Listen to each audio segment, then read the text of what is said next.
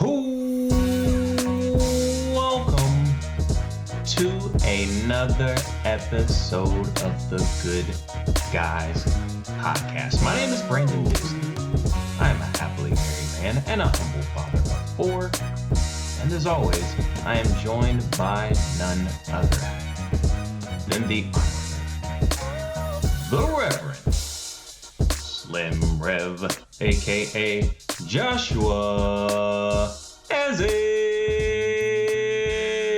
What's good, BD? How you feeling? I'm feeling wonderful, JE. Man, I know we feeling good right now, BD. It's a new season. It's a new day. Ooh, Martha Manuzzi, BD. Don't do that. Don't do that. Oh, yeah. Fresh anointing. Oh, fresh subscribers coming our way. Coming our way. We as the Good Guy Podcast have surpassed 1,000 subscribers thanks to the help of you guys, our loyal listeners, our subscribers. Thank you for hanging in there with us. Thank you for subscribing, commenting, liking, staying engaged with us, pushing us to continue to push out new content. We could not have done it without you guys. So we're still pushing, man. We're gonna keep pushing. We're gonna keep growing. And but shout out to anybody who subscribed within the first 1,000. Y'all are the day ones. Day ones. Okay. The other ones are day twos. we'll love and cherish them as well, but there's nothing like the day ones.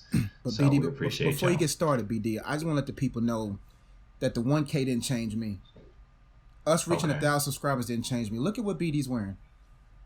Hey man, you know his new name is 1KB. From here on out. Hey. This 1KB going forward. It's 1KB.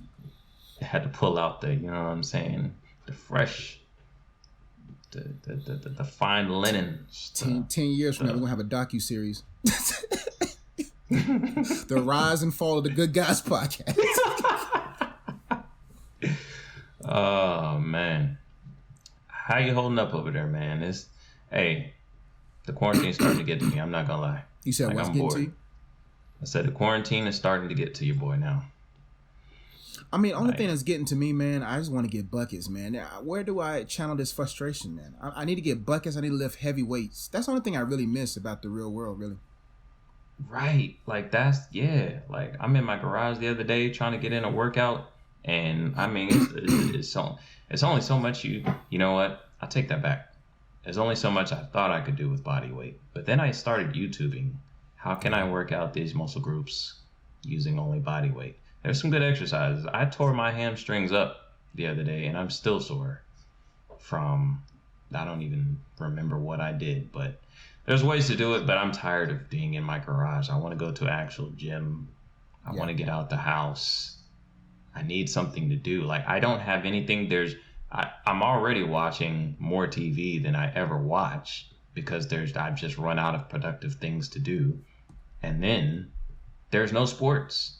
So, like, I'm hurting over here, man. But BD, hey, man, this has been my life for a long period of time, man. So for me, I'm enjoying this phase. The only thing I miss, like I said, is getting buckets. And the only thing I miss is lifting weights.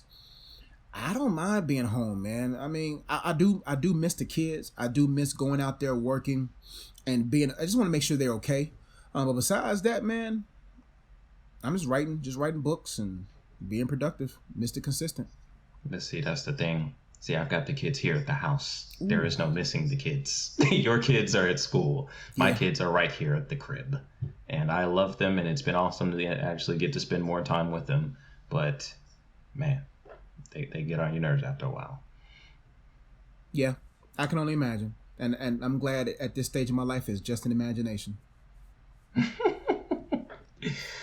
All right. We're going to go ahead and get started. But before we do, if you have not done so already, we just talked about it. We just hit 1,000 subscribers. We want to continue to keep growing. So if you have not done so already, I was just looking at the analytics the other day. There's like 46% of you watching the podcast and not subscribed to the Good Guys Podcast. So hit the subscribe button. All right. Help us out. Hit the subscribe button and hit the bell so that you get post notifications so that you know whenever we're dropping new content. All right, and interact with us. Hop in the comments. We like to reply and go back with you guys, go back and forth with you guys. Hit that like button. That helps us out. That helps YouTube know that you guys are enjoying the content that we're putting out. All right. Yeah, help us out. Other than that, I think we're going to be going live. We're trying to go live. I know we did an IG live the other night. Was it Thursday night? Mm-hmm. And so subscribe on Instagram if you haven't done so at Good Guys Pod. And we're also on Facebook at the Good Guys Podcast. And then I think we're going to go live on YouTube. We're going to be going live on YouTube. We did one last week, and we're doing one either Sunday or Monday night. No, not Sunday. Sure. No, not Sunday night, because I'm watching the GOAT. I'm watching The Last Dance Sunday night, BD. Okay, the Michael Jordan documentary comes out on Sunday night, so we won't be doing it Sunday night. Oh, it starts at 9. I mean, we can do it earlier. But then we got to check in because we can't just take 3 hours out of our schedule since we're married. We can't do a recording and then watch The Last Dance because it's back-to-back episodes, BD. It's part 1 and part 2 is back-to-back, 9 to 10 and 10 to 11. We'll see y'all Monday. So probably Monday night we'll be going live on YouTube. So hop on and check us out there. We'll be answering questions and interacting with you guys live. So like I said, hit that bell so that you get post notifications just in case we change our minds and end up doing it Sunday night or you never know. But it's probably going to be Monday. Why are we saying this? This video's not coming out till Wednesday. You're absolutely right. I felt like we were live. We've been doing so much live lately. Yeah. You're not going to see this video until after we have already gone live. Disregard everything that I just said. We're going to go ahead and get into the podcast. Yeah. All right. We're going to start as we customarily do with the weekly airing of grievances. I've got one today, Josh, that's been brewing up in my soul. And I got to unleash on this one. This is really... yeah. All right. So, social media. It's an amazing tool, okay? It keeps us connected, keeps us engaged with one another. You're able to keep in touch with, people that you went to high school with, you went to college with, that you may not have otherwise kept up with. It's a powerful tool. It's an amazing tool. But sometimes, sometimes we do too much on social media. We do. And I think in light of this quarantine, you've had a lot of different, a lot of different challenges, and you've got the TikToks, and Drake just came out with the new song. Everybody's doing the TikTok, the Tootsie Slide. You've got, the Don't Rush challenge. Everybody is getting on camera looking busted, and then doing that, and then bam, they're looking all fly. Okay, but one of the things that has surfaced here lately on social media that is just really, it doesn't make sense to me, J.E., and I've got to put it out there, okay? Posting your graduation pictures in support of the class of 2020, who will probably not get to have a graduation, is not helping anybody, except maybe you, okay? Posting your prom pictures for the class of 2020 who will probably not get to go to prom is not helping them. It's not making them feel better, J.E. That's like me going up to a homeless person, during the holiday season, and just showing them a picture of me and my family enjoying, a Christmas dinner and roasting marshmallows and chestnuts over an open fire, and saying, hey, I know you don't have a roof over your head, but take solace in the fact that me and my family have a wonderful warm roof over our heads, and we are enjoying a Christmas dinner together. Have no fear. I know it's hard out here for you, but rest assured that it's not all bad in the world. See, my family has a warm house to go to. Okay, we're enjoying ourselves. It doesn't make sense. That's what it's like. These people, these kids, are not going to have a graduation. They're not going to get to walk across the stage and their hood, their families and parents and hood uncles and aunts yelling and saying, "Hey, baby, go, baby." They're not going to get that. Okay. They're not going to get the prom, and getting to get dressed up in the corsage and things like that. They're not going to get that. So you showing a picture of you going to prom, you having your graduation photo, it's not helping them. It's self-centered. You just wanted to post an old picture so we could see what you used to look like 20 or 30 pounds ago. Okay? If that's what you wanted to do, just do it. Just post a picture. Just don't do it under the guise of trying to help, the graduates feel better about their situation. Please explain to me. If anyone out there any of our listeners can break down and explain to me how this would help you if you were graduating and you were told that I'm not getting a graduation, how it would help to go on social media and see photos of everyone else who had a graduation, reminding you that this is what normally happens at a graduation. This is how happy I looked and proud and accomplished my family looked, and this is what you will not be getting. I have no comprehension of how this is beneficial except for that it is a self-serving act. JE, help me out. Maybe I know you probably posted your graduation picture, right? No, sure didn't. And even if I knew where it was, I still wouldn't have posted. Now let me break something down to people. The Word of God says, in the last days, people will be lovers of themselves. That's the only thing I could describe this as. People just are overly consumed with themselves. I think those who post those pictures are deeply insecure. Now, maybe not insecure. Maybe you just love yourself too much. Like, you really posted a picture of your graduation to people who will never graduate. Let's break that logic down. Actually, I'm not going to break it down because BD did already. But it is unfortunate how I'm not going to say mentally ill, just how bad it is out here, BD. I mean, what's going on, man? Do y'all not have a purpose? Like, I saw pictures of people. I'm like, you doing it too? If I was graduating, I would look at you like, you know what? You don't really care about me. And for those who are not graduating this year, that sucks, man. Two unfortunate things that are unfortunate about this season, BD. Okay. Those who graduate and those who die. Bruh, those who die during this time, you can only get 10 people at the funeral? Wow. Man. You can't graduate and you can't have a proper burial. Man, I tell you, man, I just don't understand why people do the things they do on social media. Am I airing a grievance? Can I add one, BD? Go ahead. Since we're on the topic of social media, there is nothing that irks me. Top 10 things that irk me on social media. Top 3, the top tier of that top 10 is when people pray to God online. When people talk to God online. That is just like posting a graduation picture. You're posting your spirituality online, thinking that God is going to read it, but only thing you care is people reading the level of your spirituality. Right. I don't get it. Every time I see it, I'm sorry, I'm cutting you off in the middle, and I'm gonna let you finish. Like Kanye, I'm gonna let you finish. I gotta get this.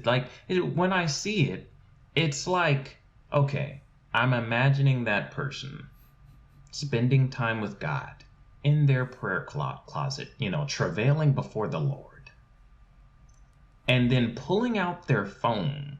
Like I'm imagining like a hidden camera, you're travailing before the Lord, okay? And then you pull out your phone,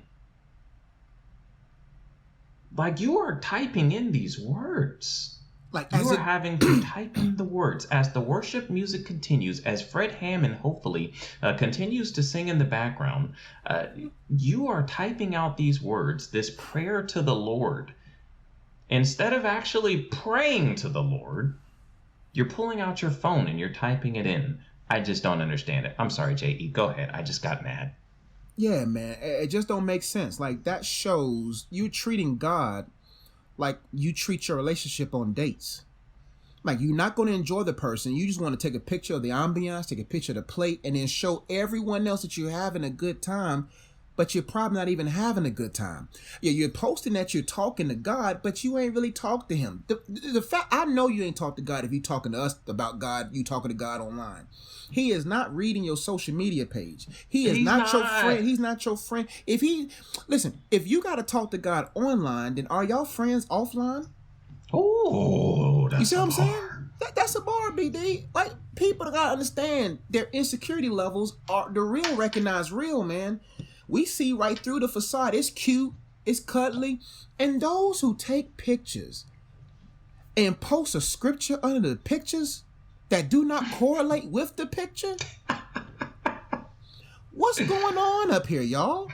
Are y'all okay? Not y'all, not the good guys. The good guys and good girls, the good guys podcast. This is just us venting about what we see online.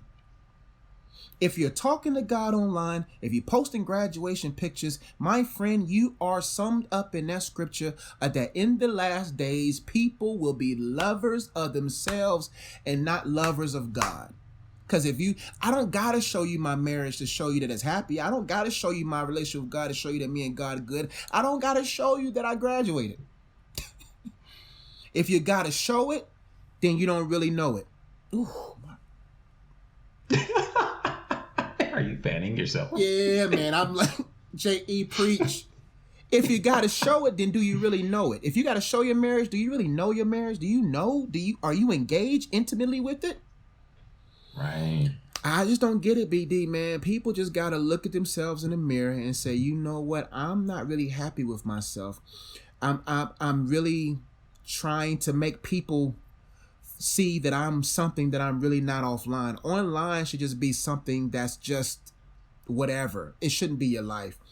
And for you to post your graduation pictures and you really think that that's going to make people who haven't graduated better, when you post online your spirituality as if that's going to increase other people's faith in God, I don't get it, BD.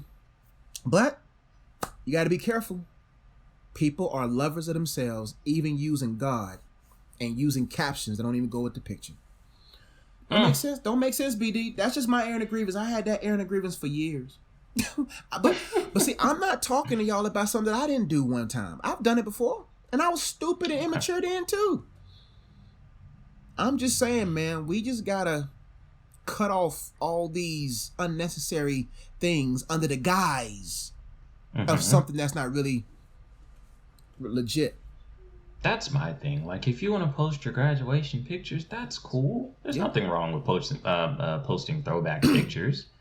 It's just, don't try to act like you're trying to help somebody. You're not helping nobody. You're not helping nobody by posting that. Just put a disclaimer at the bottom and just say, I'm really doing this because I'm insecure. Just put it at the bottom. Then we'll be like, oh, okay, I figured. Or just put, I just, I was actually cute. I was cute in 68. Yeah, I just want to show you how cute I was in 68. At 135 pounds, I was looking mad good. I was looking wonderful. This is what I look like at 135. Or if you posting a picture with a caption of a script, don't even put the scripture down. Just say, you know what, I'm looking fly today. I just want to show y'all a little something. Daily drip. Ain't nothing wrong with that. Nah, people put God in the forefront of their self-centeredness. Right, you put the flies, you looking fly, got the fresh J's on, got the Yeezys on, and then you put 1 Corinthians, 4:13. Like, what does that have to do with the outfit that you have on? Like, yeah, you're flying. What does the scripture have to do with it? It's talking about sanctification and redemption. What are we doing? People are more insecure than they think. We all are more insecure than we think. Our insecurities are not evident until we're tested. So we're not sitting there talking down. We're just making sure we talking to the people in this regard. But we are more insecure than we think. And we really have to just be honest with ourselves and say, you know what? Let me not put my insecurities online. Because the real are recognizing how fake I am. All right. Whew, I didn't mean, whoa, that was heavy. I'm sorry, I've been holding on to that one, man. I've been seeing them pictures and it's just been heating me up. I'm like, bruh, what are y'all And then doing? the comments and the likes that go with it. I'm like, all of y'all can't see what's going on? Who told y'all that was who came up with this? Who thought it would be a good idea I to don't put I just okay. I'm gonna let it go. Yeah. We're gonna keep it moving. Yeah, because that's gonna be 50 minutes. You're right. You could have a whole conversation about social media and social media flexing and all of that. But we're not going to get into all of that. We're going to give you what you came here for, and that is relationship advice here at the Good Guys Podcast. All right. Funny. So this week, actually, the topic came more or less from the most recent live that we had. We had a couple people asking us about red flags during that that I think it was IG live. Yeah. And so we rattled off a few red flags, but realized that we need to actually do an entire, video on red flags because they are actually very important. We've been talking about signs of knowing that he or she is the one, and those are great. But before you even get to that, during the dating phase, you need to know what kind of things that you should be looking for. What kind of things are a red flag that you might need to maybe get some more information on or kind of be monitor, the status of, whatever the case may be. These are things that, come up in relationships that sometimes we overlook for one reason or another. We're going to talk about in a later video why we overlook some of these red flags. But these are things that, may not be, deal breakers, but they're things that you want to pay attention to. And they could be issues later on in the relationship. So things that you definitely want to monitor, things that you definitely want to pray about, and see if it's beneficial to continue moving forward with the relationship. All right. So we're going to go ahead and get into the first one. The first one that we have, the first red flag that we have is a lack of actual spiritual fruit. And the reason this is a red flag is because, so we're talking about someone who, maybe someone that you met in church, maybe someone that you met, like we had a question during one of our lives about someone who met someone at like a Christian camp or a Christian conference or something like that, who apparently has a knowledge of God and professes to have a relationship with God, but what you want to be watching is, do they actually have spiritual fruits? Are these fruits evident in their life? Is that relationship evident in the way they live their life, in the way they carry themselves? So a red flag is that you're not actually seeing some of those fruits. Like the question that we had, her example was she met someone at a Christian conference, and they texted back and forth a couple of times, but she could tell that he was entertaining other women at the same time, that he didn't seem like he was genuinely interested in her. That is an example. That's an obvious red flag. If you feel like he's a little too friendly, he's entertaining multiple people, he proclaims to have a relationship with God, but you're not seeing that fruit evident in his life, in the way that he carries himself. When you look at, the fruits of the Spirit, are they evident in his life? Love, is he a loving individual? Joy and peace, do they exemplify those traits? Long-suffering, gentleness, goodness, faith, these are the fruits of the Spirit. If you're not seeing those in their everyday life, if they seem like an angry individual, they don't have those fruits evident in their life, then that's a red flag. If he says he has a relationship with God, but you never hear any word coming out of his mouth, you never hear any scriptures coming out of his mouth, that's kind of a red flag, because out of the abundance of the heart the mouth speaks. If God is in his heart, if his relationship with God is in his heart, you're going to hear it come out of his mouth on more than one occasion. If he goes to church and you don't never hear him talking about God, you don't never hear him talking about his relationship with God, you never see him praying or anything like that, that's a red flag. You can tell in 2020, it's popular. It's popular to say that you have a relationship with God. It's popular to give God thanks and glory, when you win an achievement or something like that. That's what's popular. But what's not popular is actually living it out, actually having that fruit evident in your everyday life. Not when the cameras are on, not on social media when you're posting your prayer to God, but actually in your real life, when the cameras are off, when social media is not present. Do you actually show the fruit of a relationship with God? If you're not seeing any fruit, but they proclaim to be a Christian, that is a red flag.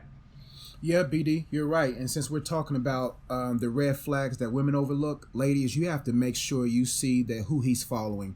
And I always advise women to look beyond the leaves.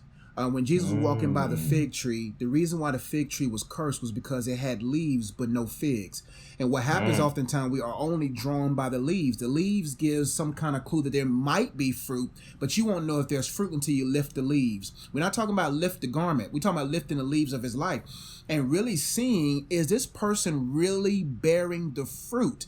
And most of us, for ladies, you have to understand that you don't have time to waste to find out if he's really bearing fruit. Now, there's some things that you can find out over time, but there's certain guys that don't even deserve your time immediately. So you have to trust in the Holy Spirit that says, hey, he don't got no fruit of me in him. And what happens to most women is, not most women, but a lot of women is, they'll linger along hoping, being a superwoman, hoping that their spirituality can supplement and balance out what that man offers. Listen, the lack of spiritual fruit is going to end up decaying y'all. It's going to end up affecting your marriage, because if that man is not bearing the right fruit, the good thing about that text, BD, it says the fruit of the Spirit. It didn't say the fruits of the Spirit, meaning you can't have one without the other. It's connected fruit. You can't be self-controlled without genuine love. You can't be really patient without joy. You see what I'm saying? So they all go together. That means that man is allowing the Holy Spirit to fill his whole life, changing his perspective in regards to manhood, changing the way he understands things. And that's why for some situations you may meet the man, but he may not be the man ready to marry. And so sometimes God lengthens the courtship phase so that y'all both can grow into a level of maturity that's ready to manage marriage. But listen, ladies, you got to look beyond the leaves. A man is going to, a lot of men got a lot of leaves trying to cover up the lack of fruit that they have. So you have to really examine and say, is this person just giving off a facade? Or is this man really solid? Is this man just leaves but no fruit? Or is there fruit behind these leaves? And I think that's the number one thing that a lot of women overlook. They overlook it because they see the leaves and hope that fruit will come. If they don't have fruit then they're not ready then. You see what I'm saying? And you have to be okay with that. And one of the everything else that I need for you to examine is their reverence level for God. What's his reverence level? The reason why people overlook that part in a man's life when it comes to red flags is because they don't know what true honoring God is. What does that really look like? Because if he compromises God, he's going to compromise you. If he's not committed to God, he's not going to be committed to you. So that's why we want to make sure that we drive home on this, because you can't overlook that red flag. You overlook it now. Anything you overlook now, you're going to be forced to look at later. And that's one area you don't want to be trapped in the midst of, being married to a man who doesn't fear God, who's now going into being a 5%er, now going over here and going over there and believing all different things. And now you sitting there, got to be in your prayer closet for all these years, hoping that God changes his heart. Yeah, and I'm glad you made that distinction, because we talked about a couple weeks ago about relationship deal breakers, right? So a relationship deal breaker is that he doesn't have a relationship with God at all. Like the tree, there's no fruit, there's no tree, there's no leaves, nothing. That's a deal breaker. You need to keep it moving. So what we're talking about right now, these are red flags. So it doesn't necessarily mean, oh, this isn't the one, I need to cut it off. But it's something that you need to watch.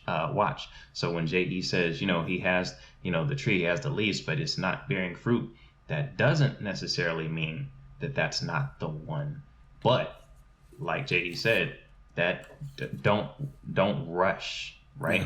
Yeah, make sure you guys are taking the proper time to court one another, to date one another, and during that time, guard your heart. Okay, don't get too attached. Don't give this person your all, because again, this is a red flag. Now, absolutely, especially depending on the age, like there's room for grace, there's room for growth. God could still be working on that individual. Doesn't mean he's not the one, but being that that red flag is present, guard your heart. Okay, don't give your heart, don't give your all, don't give all your time, don't give all your resources, don't give everything to this man right now. Take it slow, move slowly through the courting period, continue to pray and stay sensitive to the spirit, so that if he does turn out not to be the one, if that fruit never ends up manifesting in his life, you haven't put all of your resources in him.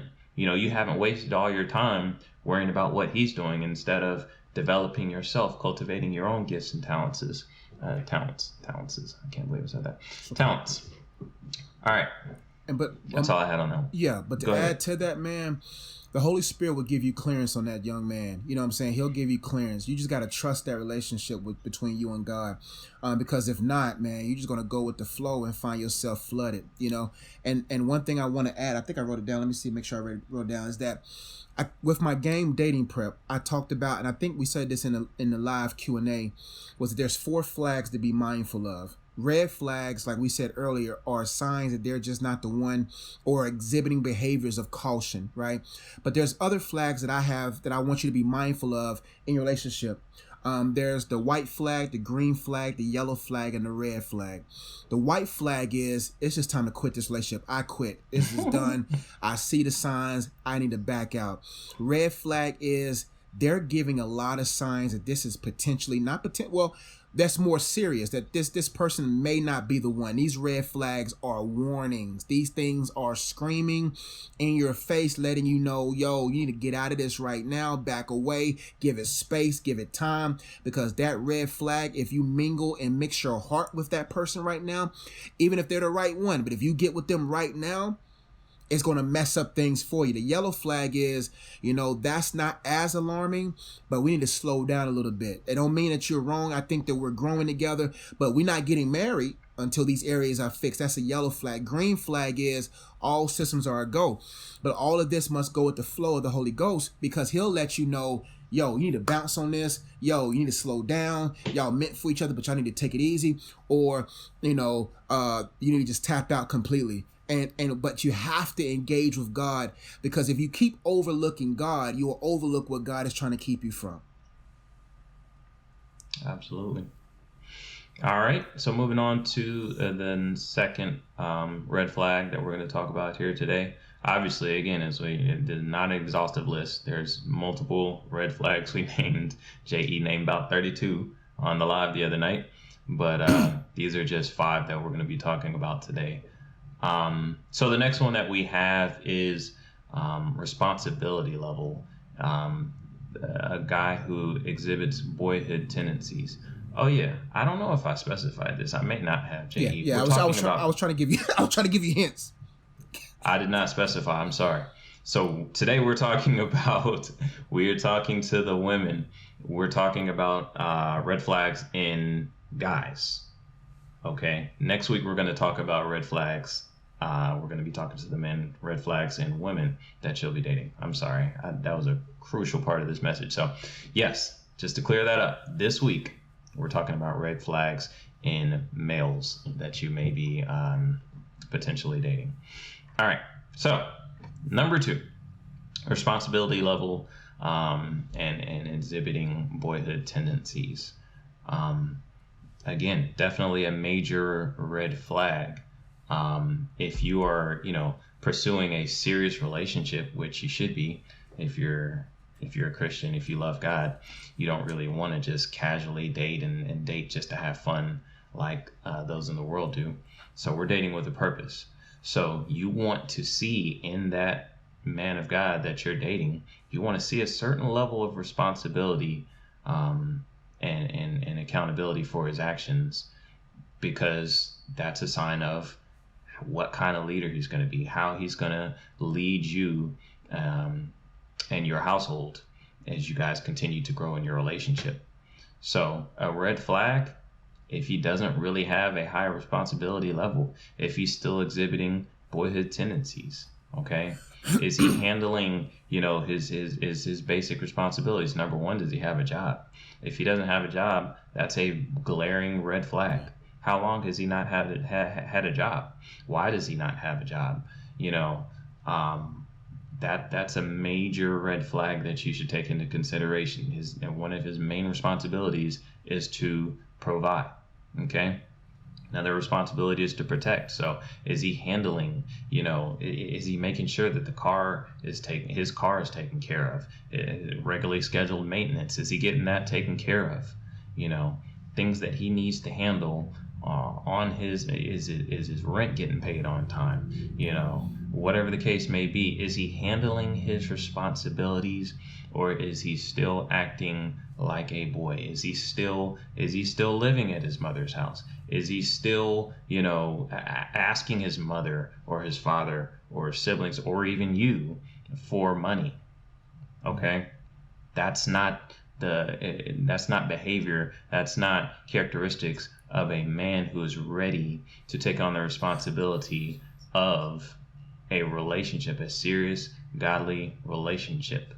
Okay, he's still examining I think Paul it was that said, when I was a boy, I thought like a boy, I behaved as a boy, I acted like a boy, but when I became a man, I put aside childish things.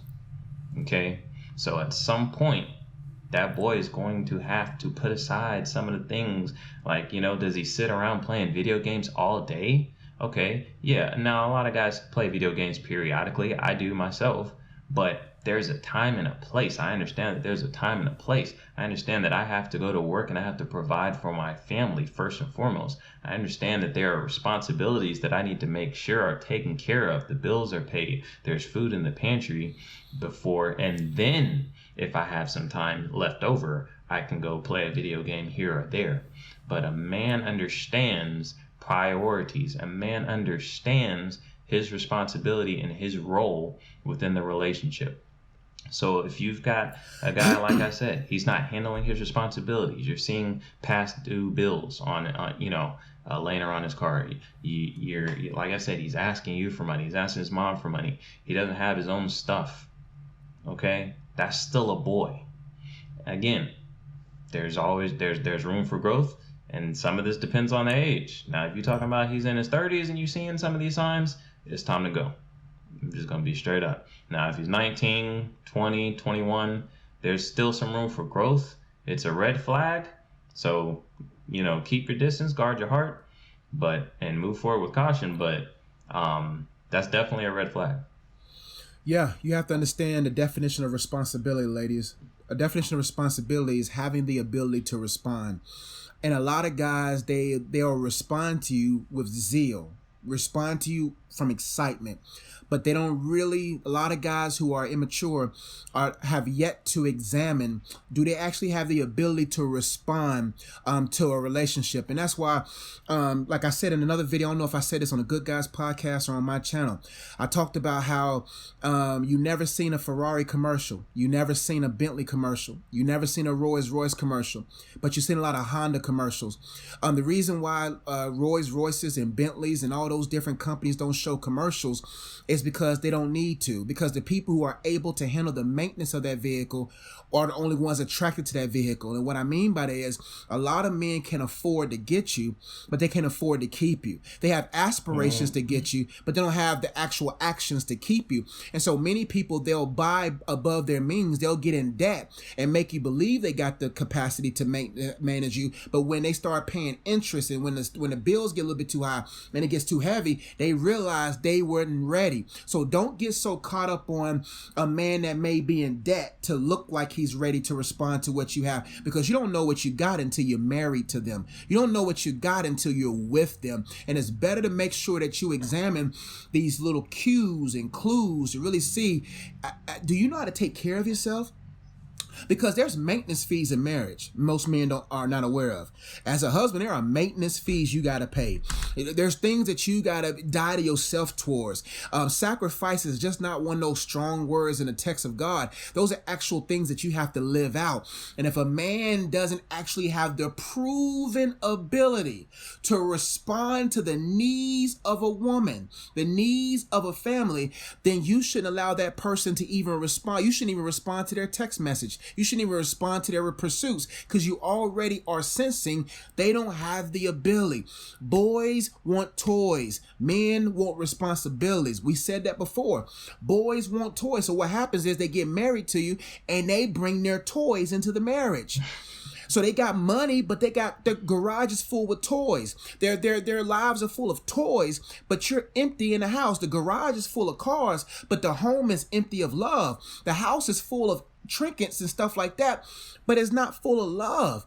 And you have to examine a man's responsibility level. Like, is this man talking about splitting the bill with you? Is this man talking about he forgot his wallet, playing the game like he forgot his money, scrolling through, transferring money from different places to try to pay for a meal?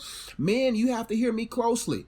If you know I don't care how beautiful she is, a wise man holds back his pursuit when he knows he don't have enough in the purse.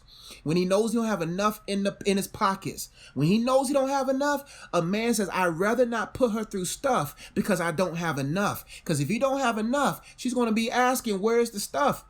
To prove that you're able to respond to our needs. But there's 4 things that I wrote down really quickly that women, you have to observe. And men, we're going to talk about this next week for y'all. These are the different things that proves their level of responsibility that you have to observe in a man, ladies, that you cannot overlook. I got these 3 B's, 4 B's, 4 H's real quickly. You have to examine his body, his beliefs, his behaviors, and his bonds. But you have to observe his body, his health. Is he able physically to respond to what you desire in a marriage? Is he able to be married to you? Is his body in shape? Because what happens a lot of time, people die off on each other because their body's not fit. Where's his health level? You have to observe his beliefs. If he's not responsible to God and he believes some false God, you're going to find yourself in a detriment. You see what I'm saying? You got to observe his behaviors. What is his habits? Because that's going to show you if he's actually responsible enough to handle the marriage, to handle what comes with being married. And last but not least, you have to observe his bonds. What is he connected to? His beliefs is his hope. What is his hope in?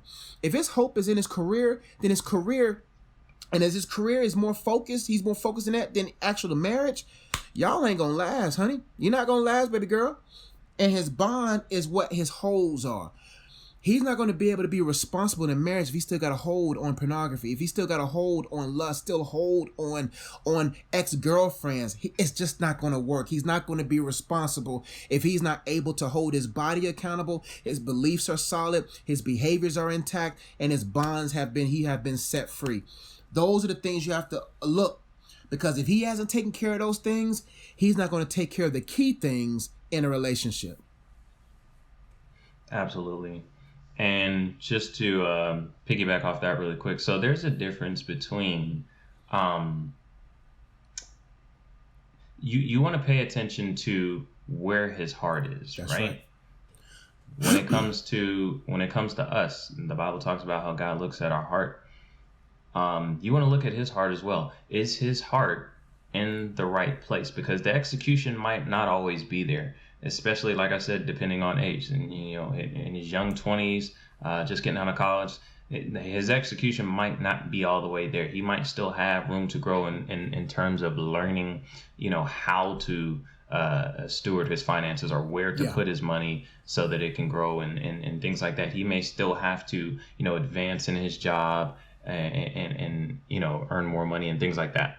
So we're not necessarily talking about that, but we want to look at his heart. Is his heart, hey, I know that I need to provide for my family. I need to make sure, even, before we're married, I need to make sure if we're, in a dating relationship, I need to make sure she's good, right? My primary purpose is that she's good. I'm making sure that I'm giving her the things that she needs.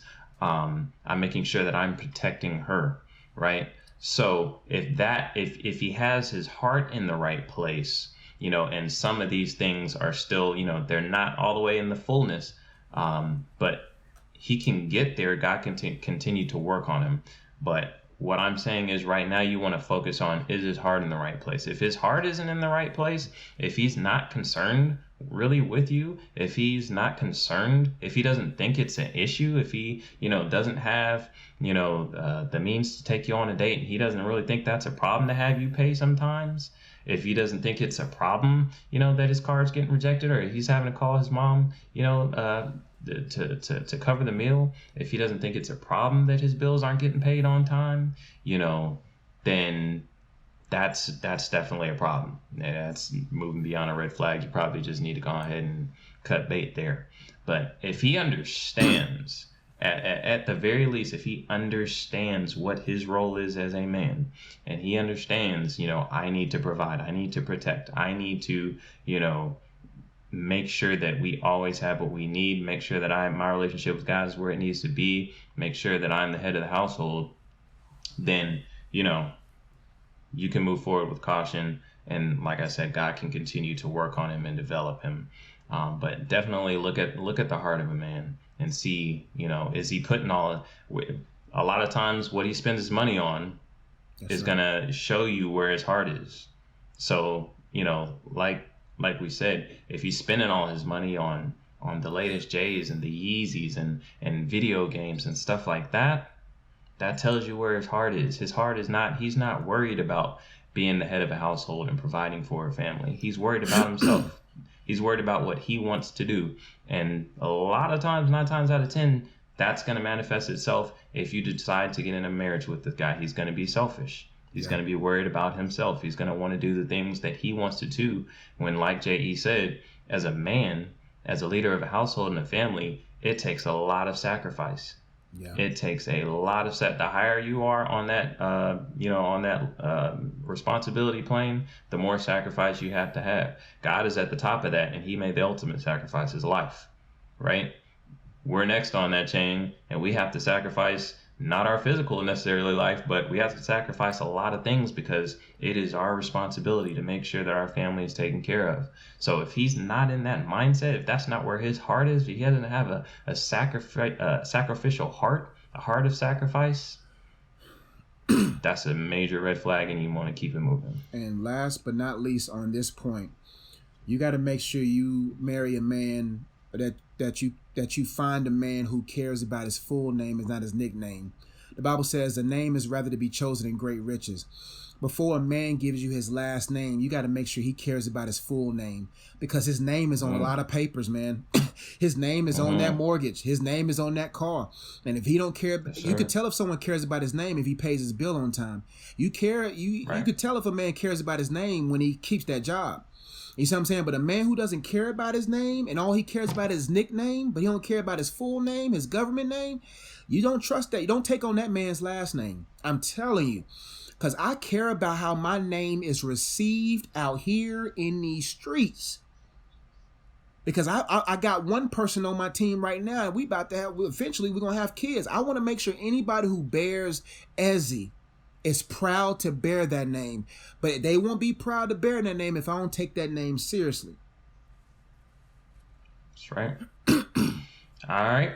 So the next point, the next red flag that we have, talking about red flags in a potential man that you are dating.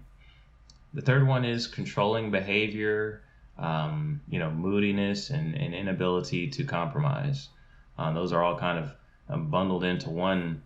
And it just comes down to selfishness at the end of the day, like I just talked about, So a man of God, we talk about all the time, our responsibility is to be the head of the household, is to lead the household, right? A good man of God, a man who is fit to lead, understands that responsibility, reverences and appreciates that responsibility, and understands how to, properly use that authority and govern his household and not abuse that authority, right? Just because you just because you have that authority, that position that God has given you, doesn't mean that you are a dictator. Doesn't mean that you just, everything has to be your way or the highway. You have to listen to me because that's what God said. I'm the leader of the household, right? You don't want to be married to somebody like that. And that's how a lot of guys are, with no reason whatsoever. They've given their woman no reason to believe that, you can provide the things that she needs and that her family needs, and that you are a suitable person to lead and guide her.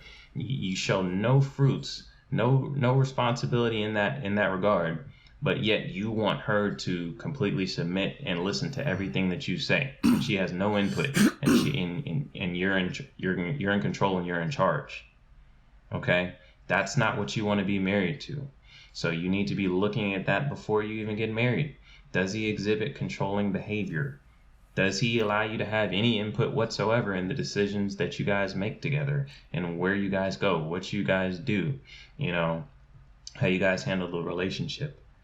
If he's extra controlling right now, that's how he's going to be. Okay? And that's what we're talking about, red flags. Don't ignore these red flags just because you want to be in a relationship and think that it's going to change and that you're going to change him. No.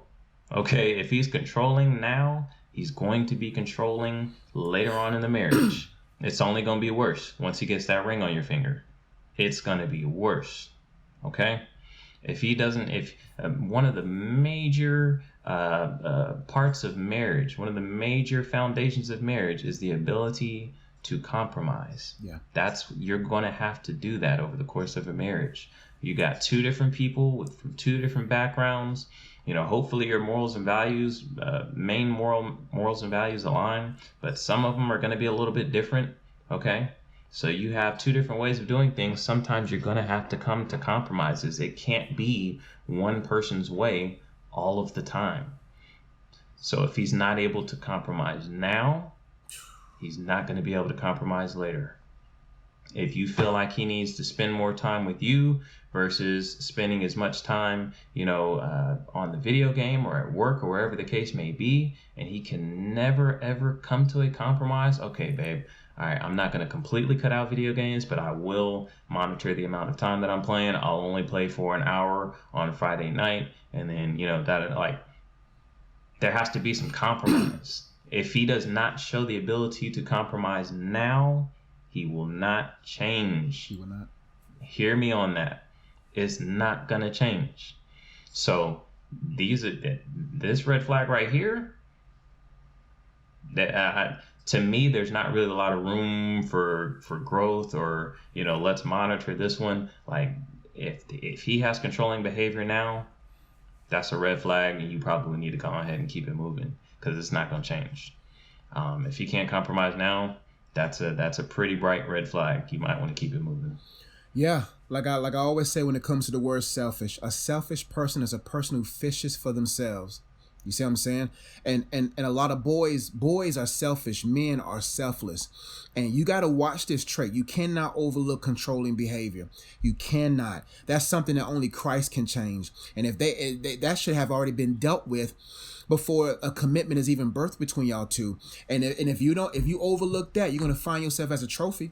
All the controlling men want a trophy wife. They want someone that has been molded and fashioned to a specific image. All you're going to be is like this your whole life. Frozen, molded, a trophy, because he conditioned you.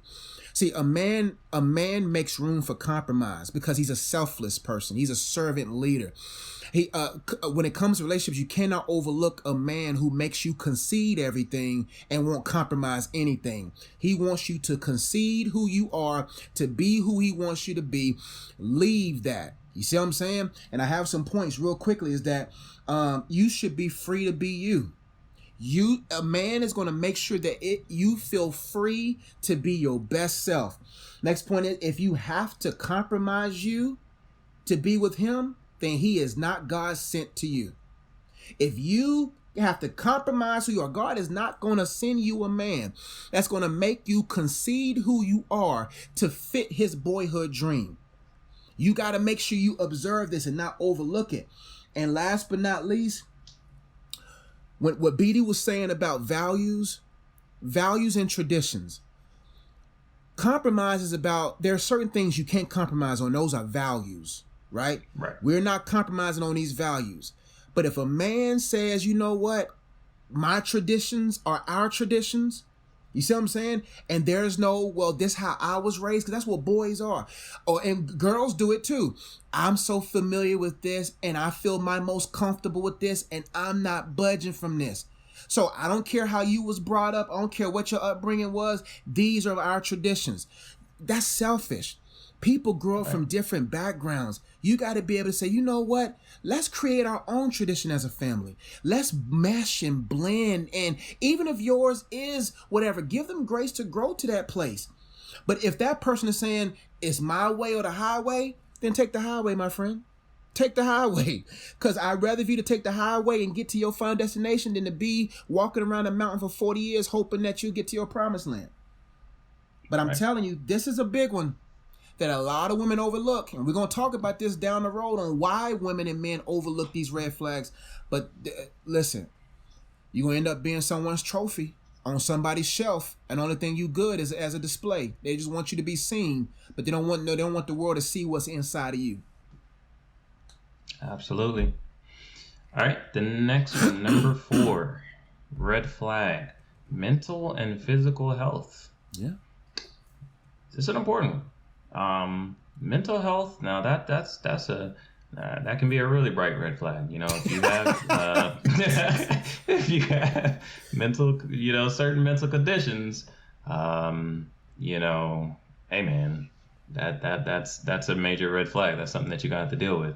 I know y'all probably don't watch a JE, but me and my wife have been watching Empire, and one of the sons, he has bipolar disorder.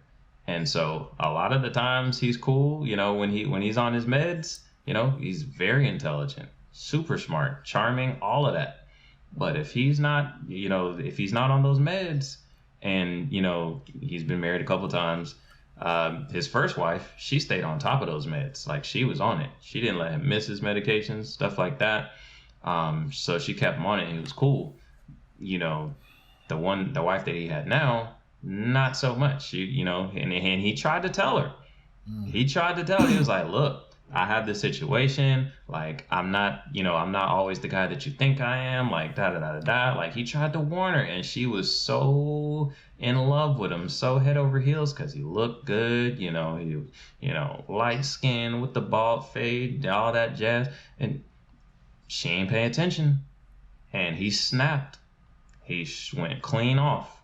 So I say that to say this, like we're talking about red flags. If somebody has a mental condition, and it might not be as severe as a bipolar disorder, but if they have a mental condition, that's a red flag. Is that something that you are going to be able to handle? Is that something that you're going to be able to deal with? If they're going to need medications or medical attention down the line. Are you willing to sit in that doctor's office with them? Are you willing to take it seriously and do what needs to be done? Doesn't mean that's not somebody that you want to be with. You might be, but you just need to know what you're getting yourself into. Physical health, same thing. If they have pre-existing physical conditions and they're telling you about them, don't overlook that. Just because, you want to be in a relationship so bad, and then when, you get further down the line and things really arise and he's in the hospital laid up somewhere and he's not, standing tall and proud like he was on the wedding day. Now he's laid up in the hospital and needs your support, needs you to take care of him, and now you don't want to do it. No. If you knew about that condition back when y'all were dating, that's the time to make that decision. Right. Okay, here's a red flag. Do I want to proceed with this relationship? Am I okay with that? Or do I maybe need to reel back and see if there's, a different route that I want to take? So it's a red flag. Like I said, doesn't necessarily mean that, that's not the person for you or you can't be with that person. but you need to pay attention to it. Do not overlook it. If they're telling you, I have this situation, I have this condition, you need to do some research on that condition. What are some of the side effects of that condition? Right. What are some of the things that can happen down the line with that condition? Pay attention to that red flag and make a decision on whether or not you want to move forward with that red flag. Yeah, man, meds equals red. Some meds. I'm not gonna say all meds, but meds equal reds. You gotta say, okay, you on medication? For what? For how long? What's the other meds? What's the side effects? Like you can't be so caught up in infatuation that you ignore, because cute is not cute enough. You know what I'm saying?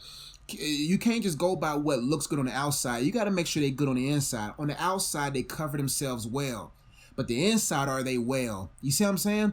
And those who really love themselves do proper research. You got to look at the way they live. Look at what they eat.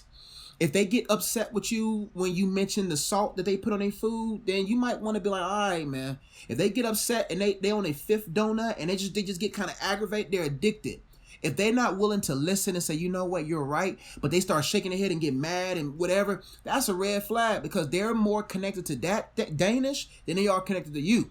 They are more connected to their salt than they are to you. You see what I'm saying? But people who are physically addicted to their meds or to food or to conditions, man, you have to be okay with saying no to someone, because you don't have the grace for that someone. You see what I'm saying? You got to be okay with that. And there's nothing wrong with that. I'm sorry to cut you off. There's nothing wrong with that. There's nothing. Go ahead. There's nothing wrong with self-care. There's nothing wrong with saying you're cute, but you're not cute enough for my mental health. You know what I'm saying?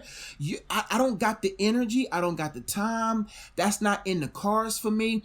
And the other person got to be okay with that. Like, if you got 4 or 5 kids and he or she is like, you know what? Like, you're a cool dude, but that's too much for me. You got to be okay with that. That's what comes with. That's what comes with those choices. Choices have consequences. And I know we're getting real, but some people need to hear this.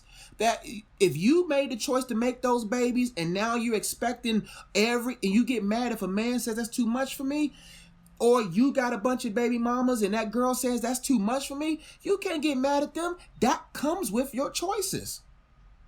Right. You see what I'm saying? So if you're overweight and a person who goes to the gym says this just ain't working out, you can't get mad. She's not fat shaming. He's not fat shaming. You see what I'm saying? They looking out for them. And that should be alarming. That should be a clue to you. You know what? If I want this caliber of person, not that they're better than you, but they're just better off. You know, they're better ahead in some areas. Then you got to be okay with, you got to say, you know what? I'm going to get myself together. I'm going to get healthy. Yeah. I'm going to put this food down. Unless you want to marry somebody that's at your level, then y'all both die off and the kids are 7 or 8 years old in the foster homes. Come on, man. You got to be able to say longevity. I want to see my children's children. You know what I'm saying? That's why you haven't seen anything on our latest content about bad food. Me and BD, we changed that. And that's why I said, and like what BD said is very true. You have no right to be mad when the red flags was obvious. That person told you, that person showed you. They may not have told you, but they showed you. All red flags are obvious. We just choose to overlook them. All red flags are obvious. We just choose to overlook them. So you get what you pay for. You get what you ask for. You get what you settle for. So this podcast, we keep it real. You see what I'm saying? You cannot get mad 3 years into the relationship and he done stole off on you, or she done cut you because she's mentally ill and he's mentally ill, or he died off on you. He had a heart attack, a stroke. He died off. He told you. He showed you, even if he didn't tell you. And that mental health goes to how they choose to, we talk about, physical health and how they take care of their body, how they eat, how they exercise. mental health, it goes for how they, exercise their brain as well. So if you're a person who comes from academia, if you're a person who values school, if you're a person who enjoys reading books as a form of entertainment to stimulate your mind and learn new things, and that individual is not into that, okay, don't say, oh, he's cute. Oh, I haven't been in a relationship a long time. I want to make this thing work. And think that, because he's in a relationship with you, oh, he'll learn to love to read. Oh, maybe he'll go finish his degree. I'll inspire him to go finish his degree. He's a fixer upper. No. Okay. If that's not evident in the things that he chooses to do on a day-to-day basis, if he's shown you no inclination that he enjoys reading, if he's shown you no interest in school, that's not him. That's not him. And that's okay. But don't ignore that red flag and think that, he's going to assume those characteristics because he's with you. And that goes for a lot of different things. But just talking about mental health in a different light, if that's the way that he chooses, if he's not into reading and things like that, if he's not into, the documentaries and things like that, pay attention to it. It's not going to change. Yeah. Some mental health requires no meds. Some people's mental health is bad because of what they meditate on. You see what I'm saying? You got to check that person's thought processing too. You got to check their thought patterns. You got to check can they cast down vain imaginations? Because you don't want to be in a relationship and you get into stupid arguments or you get into stupid altercations because a person's thought processes are not sharp. A person don't really know how to cast down vain imaginations. They dwell on things longer than need to. You got to watch out for that. You got to see. You got to really discern how do they handle thoughts, because you know what happens. There's other influences and entities that surrounds relationships. There are demons who will put thoughts in that man's mind. And if that man don't know how to cast down that vain imagination, that demon will make that man believe something to be true that is not true. He holds it in as resentment, and then he releases it on you at a random time. You got to observe how that man thinks. Does he think on things that are above? Spiritually, what does he think on? Does he know how to cast down vain imaginations? Does he know the difference, both vice versa? Men and women, does he know the difference between vain imaginations and valid imaginations? Does his thought patterns lead him down bad paths? Now he's drinking, and all of a sudden, because he don't know how to process his mind. Some mental illnesses don't require meds. Some mental illnesses are due to what a person meditates on. So you got to observe, what does that man meditate on, dwell on mentally, because that you can't overlook that. If he's always talking negative, making mountains out of molehills, got to watch out for that. Yeah, that's a really good point, because we talked about mental health, and I brought up like you said, not all mental health requires a medication. Is he mentally strong? Right? Is he mentally strong? Because we talk about it all the time. Life's gonna happen. Yeah. Bad things are gonna happen. Trials and challenges are going to happen, but is he mentally tough? Does he have resiliency? Can he bounce back from a challenging time? Does his mind, like J.E. said, what does he meditate on? What is he filling himself with? Because if he's putting nothing but crap in himself, then when those situations come, he's not going to be able to pull the right scripture. That's right. From his memory that's going to encourage him and encourage you, so that you guys can pull through that situation. He's not gonna think to, man, I need to fall on my knees and get before God and see, how do I get us out of this situation? He's gonna crumble. Okay, if he's not mentally tough, he's going to crumble. So we talk about mental health. Watch how he handles situations mentally now. If he has, something bad happens to him, is he able to shake it off? Is he able to say, you know what, based on my faith and my relationship with God, I know that God is in control of this situation, and that I'm going to come up out of it. That may not be what comes out of his mouth verbatim, but watch how he handles the situation. Is he able to handle it, or does he crumble? That's right. Okay. And just like I said before, not medication has side effects and meditation has side effects. You see what I'm saying? Medication has side effects, meditation has side effects. And one thing I'm gonna leave y'all with right now: mental wealth leads to mental health. What wealth does he have up there? The things of God is the true wealth. You know what I'm saying? If he meditates on the wealth of God, the purpose of life and the purpose of marriage, the purpose of everything, mental wealth leads to mental health. Whatever he treasures up here will determine what registers up here. You see what I'm saying?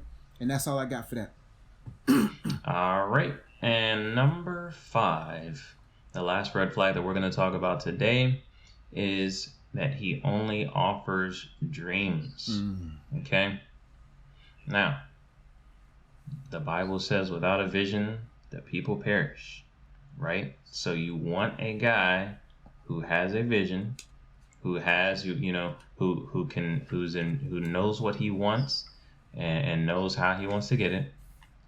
But what you don't want is that's all he has. Like you should see something, right? No matter what his vision is, no matter what his dream is, there are steps that he can be taking now to get to set that dream into motion. So if he's telling you about all these dreams, if he's telling you about all these plans, if he's got the vision laid out for you, but he's not actually doing anything, then that's a red flag. If he's got his vision, he's got his plan, there are actionable steps that he can be taking now, no matter what that plan is.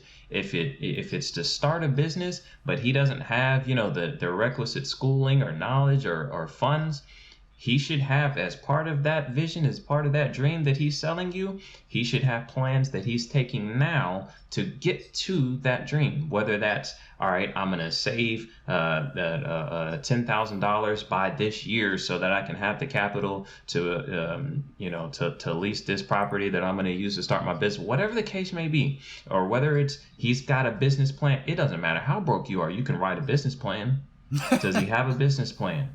You know what I mean? Like he might not have the business yet. He might not have the capital yet, but there are things that he can be doing right now to get that dream started. So if he's selling you all these dreams, but he doesn't have anything that he can show you that he is working on currently, that he's doing currently, then that's a red flag.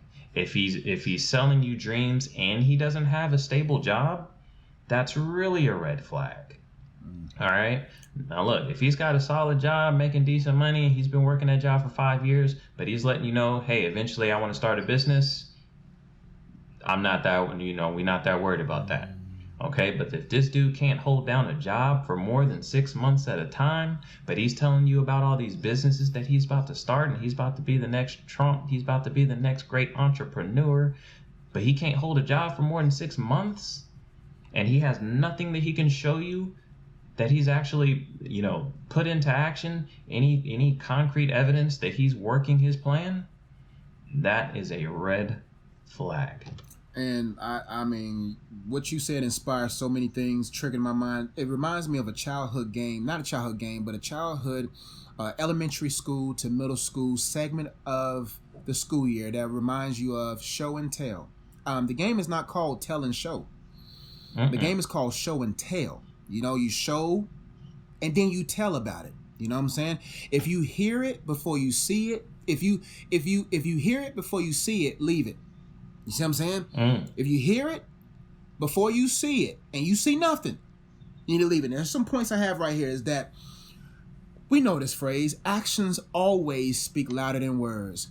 Don't overlook the alarming sounds of the lack of action and listen to his words. You got to be able to see it to believe it.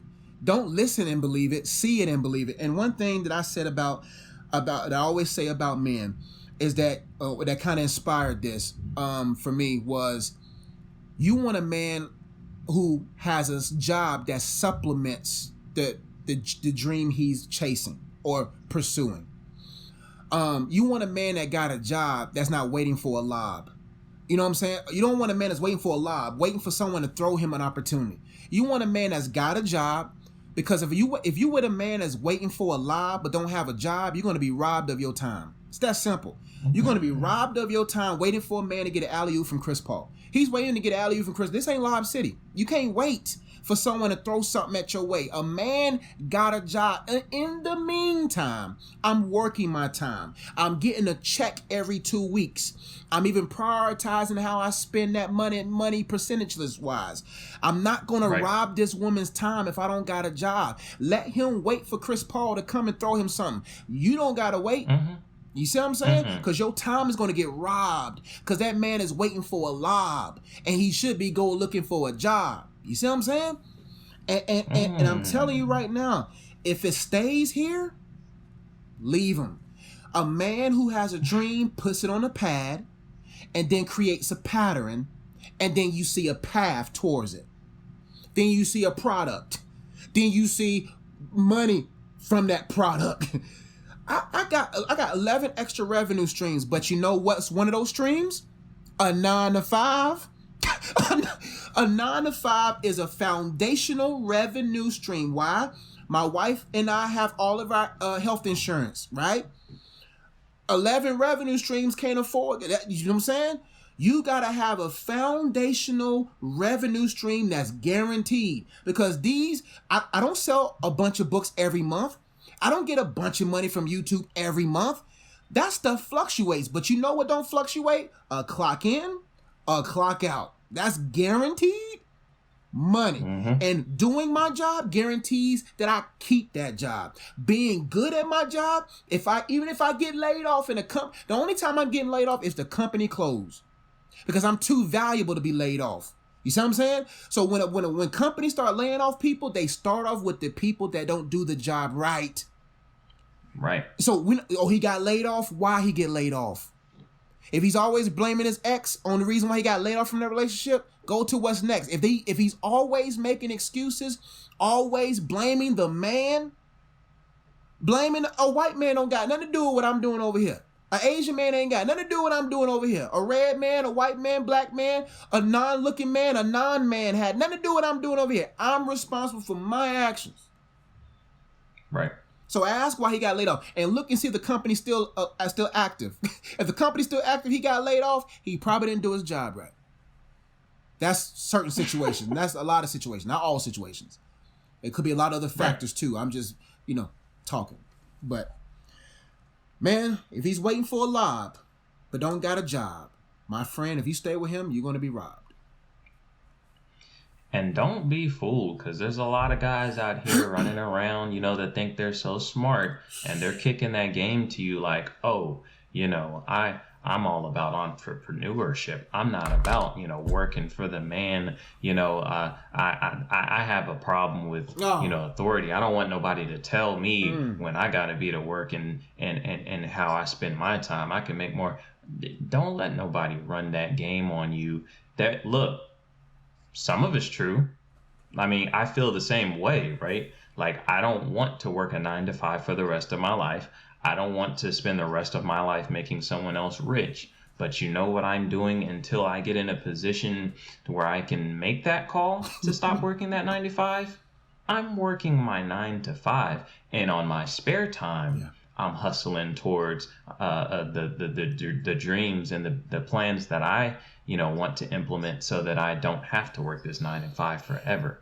But a man of God that understands his responsibility, that understands his call to provide for his family, is not going to make the selfish decision to quit that 9 to 5 before he has multiple streams of income that far surpass what his family's monthly income is. Okay, so a responsible man, a man who's hearing from God, like I said, he's not just going to be selling you these dreams. He's not just going to be telling you, oh, I'm going to do this, I'm going to do that, and I don't have a job because I'm not, this is what I'm going to do. Hey, that's cool. You can cheer from him, from over on the sideline, but keep it moving. Okay? Listen, there's levels to this, man. What BD said is so profound. When a man tells you that he don't want to work for a man, remember this scripture. Jesus said, how can you say, the word of God says, how can you say you love God whom you haven't seen when you don't love your brother who you see every day? How can you say you work for God if you can't work for a man you see every day? You see what I'm saying? If you can't take care of another man's house, you're not going to be able to take care of your own. There's principles to this. If a man says, I can't work for the man, I want to work on my own, then he's basically telling you don't want to work for God. Because if a man can't humble himself to work for another man, man, he doesn't have the understanding to work for God. And there's orders to this. God said, how can you say you love me who you can't see when you can't even love your brother whom you can see? So people can put that game on you. Well, I'm working for God. I'm doing this for God. Are you really doing this for God, or are you really doing this for yourself? Because God's going to say you learn a lot when you work for somebody else. You learn a lot when you are up under somebody else. You learn a lot. And if you completely get rid of that whole module course over there, then you're not going to fulfill the course that he has for you. And we're not saying, don't get confused. Hey, if you meet somebody and he already has his own business, oh yeah, and it is already thriving, they're absolutely, yeah. Look, make no mistake. Okay, we're not here, advocating for 9 to 5s. Oh no, like both of we're us limited. are entrepreneurs, we're gonna stop this pretty soon. And that's what, right? Like that's what we are working there. Absolutely, business ownership, entrepreneurship. Those are things that we promote here on the Good Guys Podcast. Tangible. Absolutely. That's tangible. The guy's giving you a dream. We're talking about his business. You see the numbers. You see it's successful. Right. I'm talking about he has a business, and not just has a business, but a profitable business. So you could see the fruits of it. like J.E. said, you could see the numbers. All right, he got a crib, like he got employed, like he's good. Because you can have a business and it cannot be profitable. You can be in the red. So that don't mean anything. And that's a red flag. When it's business in the red. Exactly. There you go. All right. Was there anything else? That's it. We got for red flags. Yeah, that's it. Okay. All right. Well, I hope you guys enjoyed that segment on the red flags for men, or for ladies, if you're talking to a man, potential red flags. But let us know what you guys think about that content. Hop in the comments. Let us know some of the red flags that you may have seen in relationships past, or red flags that you look for in your relationships. Things that you just know, like, no, I can't. That's definitely something I need to pay attention to. Drop it in the comments. Interact with us. Let us know any red flags that we might have missed. Okay. Other than that, we're gonna go ahead into, what are we doing this week? This or that? Yeah. We're doing this or that. All right. So we've got a good this or that this week. And this is, again, based on the current status of things, the quarantine. We're spending a lot of time at home. And when you're at home, you want to be comfortable sometimes, You want to relax. You want to watch TV. You want to spend time with your family. So today's this or that. We're going to choose between a couch or a recliner. Lazy boy or lazy man. I don't know. Okay. Woo. No. That joke. Nope. Yeah. Not even. No. Yeah. All right. So yeah, J.E., you can either, one of these has to go. You can only have one for the rest of your life. Would you take a comfortable couch, or would you take a recliner?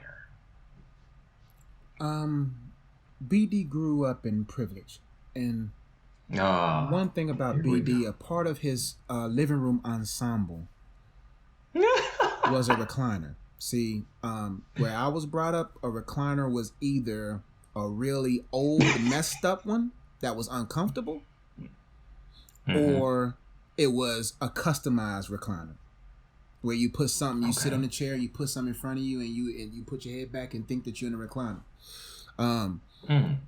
This is easy for me, BD. I think I've only sat in a recliner maybe literally a handful of times. But BD, it's nothing like a couch. A couch you can stretch out. A couch, you can sleep out. A couch is just comfortable. Maybe it's because that's all I ever knew. And maybe my mind would change if I actually sat in a recliner. Honestly, let me see. So I pull the lever. You got a cup holder, right? Some do. I don't know. I like had- I like being flat. I don't like being at an angle. You can be flat in a recliner. Have I seen what now? I said you can be flat in a recliner. My recliner goes all the way back, and I'm basically stretched all the way out. Do you have width? Are you able to wiggle, roll over, sleep on your side? Sleep on your stomach. I don't know about your stomach and side and all that. I don't know about all that. I need a couch, man. I like. Sometimes I like to lay on the side. I like to lay stretched out. Yeah, man. So this is gonna be the quickest this or that. but I haven't sat in a recliner, and I don't think I've sat in one in the 2000s. So in 20. See? So yeah, I haven't sat in a good one, BD. That's your problem right there. It has a cup holder. Ooh. Does it have a tray for food? Are you able to slide a tray? You can. I mean, you can if you buy a tray. It does have a massage. Does yours have a massage on it? What you mean sides? Massage button. Does your recline massage? Mine doesn't. No. I'm talking about a normal recliner. Oh. Couch for me, BD. Recliner got to go, man. Right. Because, man, a good couch, BD. A couch is just amazing, BD. Okay. I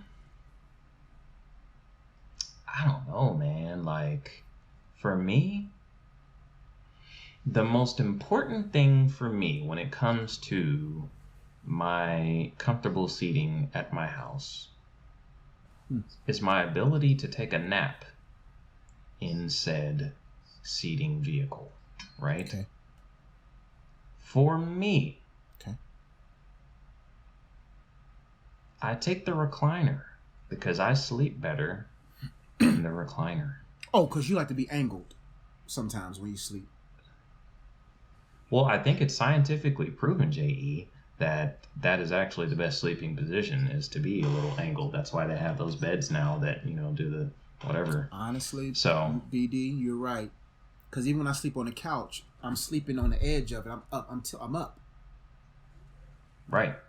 For me, like the couch, and I don't know, maybe, I just haven't leveled up enough to get a big enough couch, but like on the couch, I can't stretch all the way out on my couch. I have to kind of curl up anyway. Yeah, but I can't stretch all the way out. Yeah, we got a big couch. Okay. Yeah, man. So it depends on, I guess it depends on the size of the couch. Yeah. But actually, you know what? I can't sleep on. Oh, you been there? Yeah. You been there recently? No, we got a new couch. I'm just joking. But yeah, so I actually can't stretch out on our couch because we got like a sectional now with the ottoman. But still, I take a better nap in my recliner than I do on the couch. I think if I got a good if I really got in a good recliner, I think you're right. But as of now, it's a couch for me because that's all I've known. But I ain't really thought about a recliner until you brought it up, and I'm just like, man, I really need to maybe invest in one. But it's kind of like a couch just isn't as comfortable. Like with a couch, like you can't like. It's more like, like it's more straight. Your back has to be more straight when you're sitting. Like, I mean, you can lean back a little bit, but when you get in that recliner, we got, and we got blessed with some good. When you get in that recliner and then you get that switch and you just, and you go all the way back. Man, BD, now you're intriguing my mind. You're intriguing me. It's nothing like it, man. I'm gonna go look into some recliners, man. I just can't see myself buying one because I'm like it has to be in a certain room. I don't think I can put my recliner in the living room. I want to put it in my room. Yeah. Oh yeah. The recliner is where I kick it. Like that's daddy's chair. Okay, y'all can sit, wherever y'all want to sit. Y'all can sit on the couch. Kids can jump all over you and all that. I'm going to my room and I'm gonna sit in the recliner. Yeah, man. I think there's just something as a man about sitting back in that recliner and hitting that switch and just leave me alone. Get my blanket, pull it up over me. So there's nothing like that recliner. This is to be continued. Right now it's couch, but man, I might just go to what's them places that got recliners? Furniture stores. I'm gonna go to a furniture store and just act like I'm gonna buy it. Just try them out. Now I get back to you. Hey, because I don't know how much they are, bro. Because I'm like, look, man, I just can't see myself spending that much money on a recliner until how much are they? Are they pretty expensive? Depends on which one you get. The one I got, I think, was like $300 something. Oh, really? Wasn't that bad? Oh, okay. Yeah. Oh, I'm thinking like some big stuff. Okay. Nah, if you go to like Rooms to Go and Ashley and all that stuff, we went to Big Lots. Okay, go to Big Lots. Boy, that ain't nothing to a man. Big man, I got lots. Big Lots. There you go. Go to Big Lots. Hop in one of those recliners and just. You know what? Sit back. I'm over there thinking. I'm thinking up here. I just got to go to where I'm at. Okay, I see what you're saying. Don't do all that. That'll come. I'll get my, leather recliner with the cup holder and the, heated lumbar. That's coming one day. Ooh, right now, the one I'm gonna get, I hope, down the road comes with a tray. Like I just put the food right there, BD. Sneak upstairs. It's a beautiful thing. Put it right there, bro. There you go. Couch. For now. I'm glad you had the courage of your conviction this week. Yeah, man. I'm proud of you. Listen, BD, I'm a man that doesn't mind changing his mind. That's one thing I don't like. If you change my mind, you change my mind. What's courage in my convictions if my convictions have been inspired to change? It takes that's big of you. It takes a man very secure. Yeah. And his masculinity. Listen, I don't mind being wrong. If I'm wrong, I want to be free. The truth sets you free. I don't want to be bound in a lie. For pride's sake. In that case, let me go ahead and inform you that LeBron James is the best basketball player who ever lived. BD, I'm shocked. You've been wrong for a long time on this. I'm shocked you put that on tape. It's one thing to say that offline. I am very shocked that you said that before the people. Listen, LeBron wish he can be like Jordan. You don't really believe that. You don't really believe he's better than Michael Jordan. You don't believe that, do you? I do. You believe he's the greatest basketball player of all time. Hop in the comments and let us know if you would rather have a couch or a recliner. BD, say it. Say it. Nope, BD, say it. Do you believe that LeBron is the greatest player of all time? Yes, I absolutely believe that LeBron James is the greatest player of all time. He's had the greatest career. No. Okay. No. Has he already surpassed Jordan in points scored? If he hasn't, he will. No, this is a different era. Of course he surpassed when there's no arm check and no fouls. And when the referees love LeBron, this is another segment for another day. Next week, we will Jordan or LeBron. Next week, this or that. No, oh yeah, oh yeah, this or that. LeBron. This or that. Or Jordan. After you watch the documentary tomorrow, LeBron Space. The reason why Space Jam ain't came out because they know it sucks compared to Jordan's Space Jam. The soundtrack is going to be a bunch of mumble rap. At least Space Jam soundtrack was good and balanced. Next week, this or that. For sure. LeBron or Jordan. First off, Jordan or Kobe. Not even Jordan and LeBron.